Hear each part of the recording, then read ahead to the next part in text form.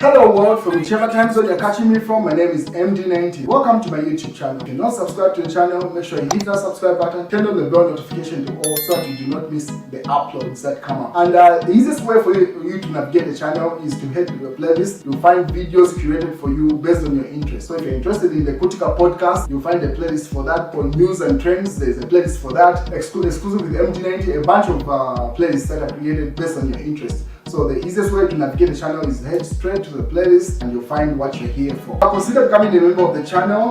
Right next to the subscribe button is the join button. You click on the join button so that you can become a member of the channel. You support the team on the production and a number of things that we're doing here, and we appreciate that. Well, this morning the nation woke up to this screaming headline: Lungu named in Swazi money ring. This was published in the Zambia Daily Mail. This is a national newspaper equivalent to what ZNBC is. That's what the Daily Mail is. It's owned by government.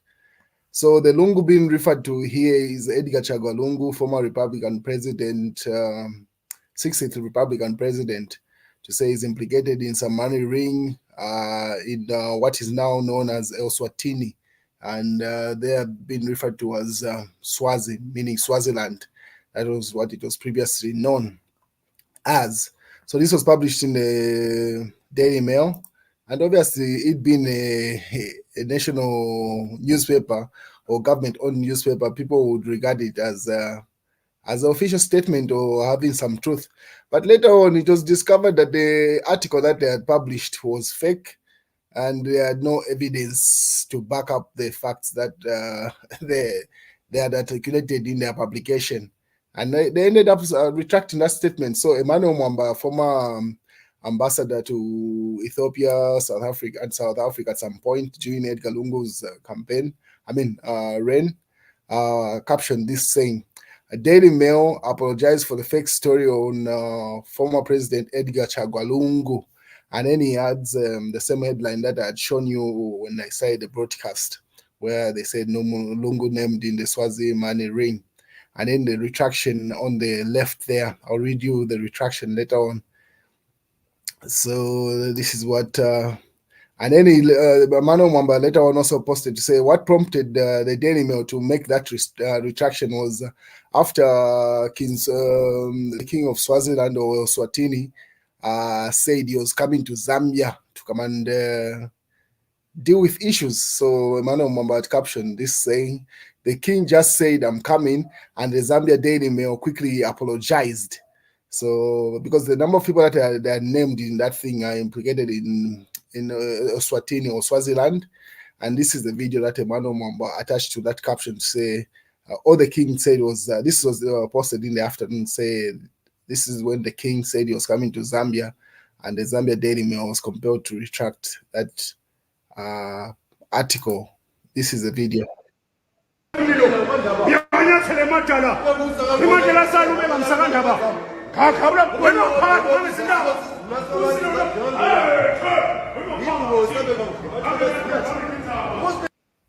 So that's a video of King of Swaziland or Swatini in his palace, and obviously with his royal announcers shouting in the background there. The truth, whether it is evidence to say he was on his way to Zambia, I'm not sure about that. He was just simply going to another meeting within his palace. But Emmanuel Mwamba attached this video to say this was an announcement to say the king was on his way.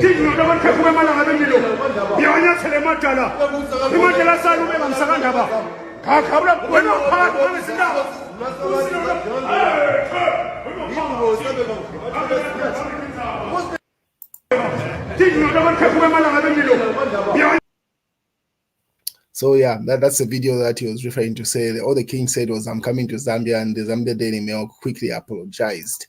And this is a statement that they say. Retraction, Zambia Daily Mail Limited. In our Friday 21st June 2024 edition of our paper, we published an article alleging that Mr. Lungu was named in a Swazi money ring. It has come to our attention that the memo referred to in our story are not confirmed. In view of this, we hereby retract the story. We furthermore hereby tender our unreserved apologies to all parties and institutions mentioned or referred to editor. So now it begs the question to say, how did it even get to this level where a national newspaper could publish a fake story? Pretty much that's what it is. They had no evidence of anything. They were just going with a wave.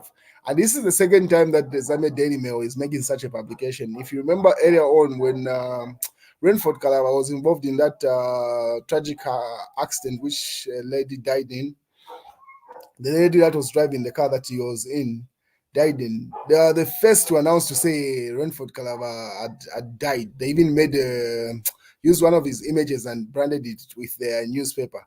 And then when it was discovered to say only the lady had died, and then Renford Kalaba was just critical in a critical condition, they put down that publication. And then they got away with it because the number of prominent individuals had made the same publication, and then they retracted it. But this time around with the Edgar Lungu story, they are the only publication that made this story. It was more like they are an exclusive, only to find out that that exclusive that they had was total BS. It had no facts, nothing. And then now they are making a retraction. So this is where the Ministry of Information and Media is supposed to look at this media house. It cannot be operating like a blog where they just give opinions. This is the national, a newspaper. It's supposed to be like a final, or everything that comes published in this paper is supposed to be like verified and truthful, not like a blog where anything goes, trying to catch the algorithm or trying to catch a trend. That can't be the case because it's assumed the people that work for this institution are professional journalists and not just bloggers or YouTubers. No, that can't be the case. It's equivalent to ZNBC. So them having such blunders in the same year, because the Renford Carver story is just a couple of months ago, and then now they do this with this story. Nah, something needs to be looked into in this institution. And then JJ's story is still ongoing. It's not going anywhere. Mpezeni decreased JJ torture. So finally, Paramount Chief Mpezeni has weighed in on the issue. This was published in the Daily Nation with regard to the situation happening to JJ Banda. The Patriotic Front says Petauke, member of parliament, Honorable Emmanuel JJ Banda, has been remanded to a correctional facility in Chipata Eastern Province after appearing in Chipata Magistrate Court for a mention regarding charges of aggravated robbery and attempted murder today. So after being officially arrested yesterday, he has finally been taken to court, and that's what they're referring to there. And then this is what happened. Before I read you the statement coming from the police, this is what JJ looked like at at court today. So that's him being taken to the vehicle. That is the man that is leaning on other people. The man in the white shirt, now the guy in black, that's JJ Banda. He can't walk.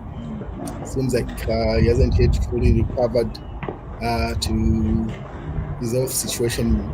Doesn't look well, pretty much, from that video you see on screen there. So this is after the court appearance, and you see a number of journalists around the premises as he's been taken back to pretty much prison. Yes, he's been remanded in a police facility. So this was just after that's JJ been sat down there. This was in Chipata area on this morning.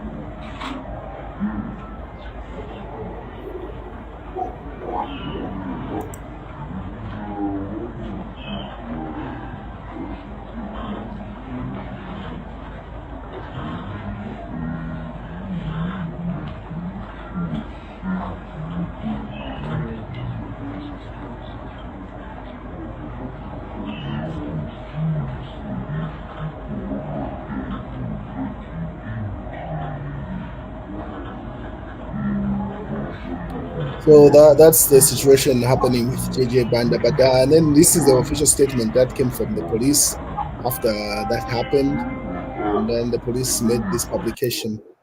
The police official is saying the appearance of Honorable JJ Banda at Chipata Magistrate Court and the ongoing investigation 21st June 2024 today. Honorable JJ Banda, a member of Parliament for Petauke, appeared at Chipata Magistrate Court for mention in relation to 2 serious cases of aggravated robbery and attempted murder. Following the court proceedings, Mr. Banda has been remanded in the correctional facility in Chipata. His case will be referred to the High Court, which has the jurisdiction to preside over such offences. Regarding Mr. Banda's disappearance on May 25th, 2024, police investigations are ongoing. Efforts are being made to record another formal statement from him following a letter of complaint he submitted initially. Mr. Banda did not mention any individual or in his first statement recorded by the police. However, allegations have been raised by him and his subsequent letter of complaint. The police are committed to ensuring a thorough investigation and will provide Mr. Banda with another opportunity to have his claims formally recorded in the form of a statement as required in the criminal investigations. The objective remains to uphold justice and maintain transparency throughout the investigative process. We appeal to the public and to cooperate. To cooperate with the police during this investigation process. Public operations in the public cooperation is critical for ensuring thorough investigations and fair investigations. It says Ray Amonga, public relations officer for the police. So that's a statement coming from the police. What is on the other hand?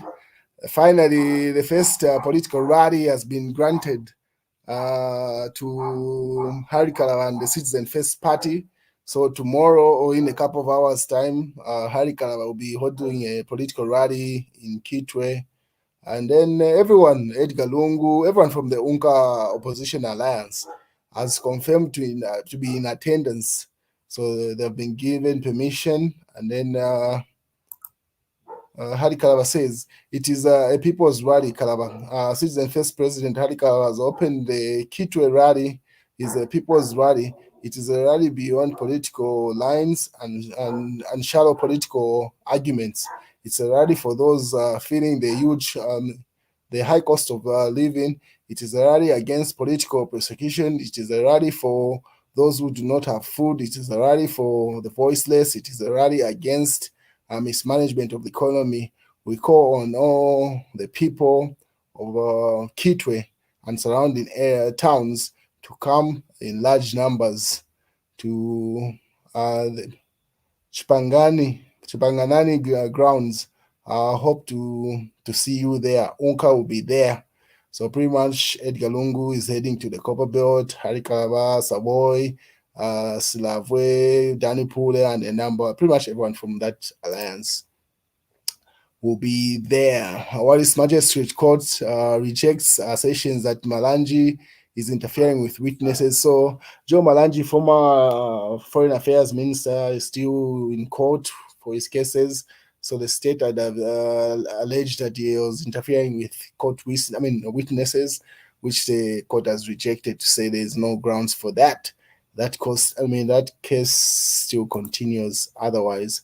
Another court case with regard to one of the Unka Alliance members, Danny Pule. Pule cannot choose who handles his case, court rules. Principal Resident Magistrate Sylvia Muninya has ruled that opposition preacher Danny Pule cannot have preference who presides over his seditious case. So that's what's going on, meaning she's going to continue presiding over it. What is the Patriotic Front posted this a statement that was made by Hakainde Hichilema in 2019 on 3rd July. Say President Lungu does not deserve a doctorate in good governance, HH. So now they're pretty much laughing at the orthodox or the oxymoron with him receiving best economic doctorate or something to do in those lines that he received yesterday. Pretty much taking a jab. These are political jabs that are going back and forth. And then they say what he said about his friend's doctorate. So that's the news, ladies and gentlemen. If anything comes up, I'll keep you posted with regard to what's going on.